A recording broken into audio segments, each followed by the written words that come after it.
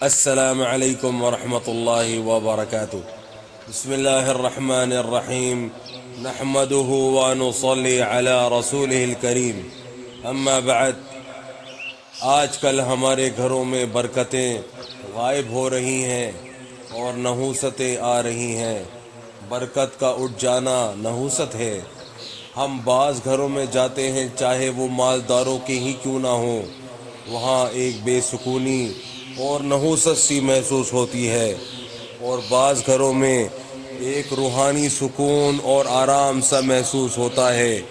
ہر کوئی تو اس چیز کو نہیں سمجھ پاتا، مگر کچھ گھر واقعی ایسے ہوتے ہیں جہاں آسمان سے نور اور سکون نازل ہوتا رہتا ہے اور سکینہ کا نزول ہوتا ہے، اور بعض گھروں میں داخل ہوتے ہی دل میں گھبراہٹ شروع ہو جاتی ہے۔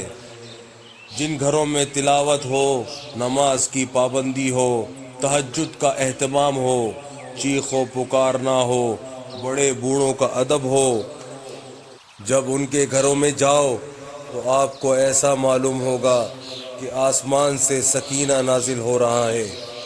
جن گھروں میں ہر وقت موبائل کا استعمال رہتا ہو، ہر وقت ٹی وی چلتا رہتا ہو، تلاوت اور نماز کے معمولات میں کمی ہو، آپ جب ان کے گھروں میں جائیں تو آپ کو وحشت سی معلوم ہوگی۔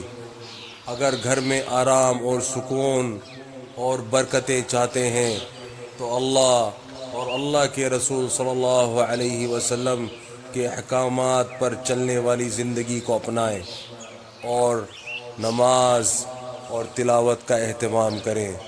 بس میرے بھائیوں دوستوں، جو آج ہم نے پڑھا ہے، سنا ہے، اللہ پاک ہمیں اسے سمجھنے کی، عمل کرنے کی اور دوسروں تک پہنچانے کی توفیق عطا فرمائے، اور حضور صلی اللہ علیہ وآلہ وسلم کے مبارک طریقوں پر چلنے والا بنائے۔